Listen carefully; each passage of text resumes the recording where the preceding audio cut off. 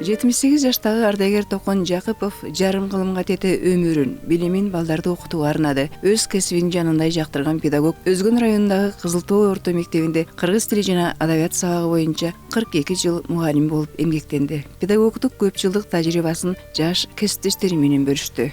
Эси дартым ушу окуучуда меники.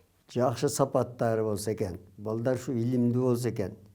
Илгери биз окутканда эч качан балдарды мындай жаман нерсе уйрогон жокпуз. Тарбияладык. Болушунчалар менен жекече иштедик. Ата-энелер менен иштеп жүрдүк. Мугалимдик кесип канчалык жооптуу болсо, Токон агай ошончолук өзөрлүк менен билимин тереңдетип, окутуунун сапатын арттыруу үчүн күнү-түнү өзү да окуду. Сен мугалимсиң, математиксиңби, физиксиңби, химиксиңби, баары бир. Мугалим окубаса мугалимдиктен калат деп Усинскийдин эмеси бар да. Анан кийин бардык нерсени окуп турбаса жаңылана албайт. Окуш керек. Балдарга сабак гана бербестен, окуу китептерине кирген авторлордун чыгармалары, андагы программанын түзүлүшү боюнча өз пикирин билдирип, тиешелүү мекемелерге үзгүлтүксүз сунуштарын берген. Агай азырда учурдагы окуу китептерин көз жазымында калтырбай барактап турат. Көнүгүүлөр өтө татаал да. 5 класстын баласы болгондон кийин ал көнүгүүлөр аз-аздан гана болуш керек. Балдар өзү ойлоп таба турган көнүгүүлөр жазыш керек.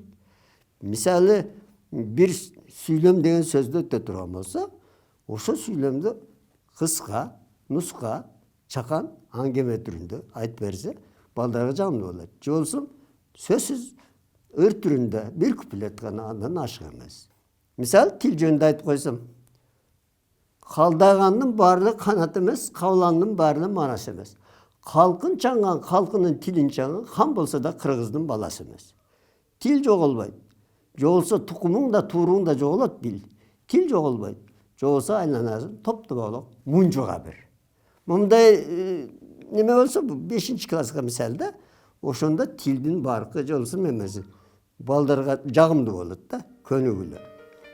Ардагер педагог балдардын кабыл алуусуна ылайыктап окуу китептерин даярдаган. Ал китептерди бир нече жолу өзү каржылап чыгарып, мектептерге таратып берген. Мындай эмгеги мугалимдер менен ата-энелердин ыраазычылыгына арзып, мамлекет тарабынан бааланып, эл агартуунун мыктысы, эмгектеги артыкчылыгы үчүн медалынын ээси болгон.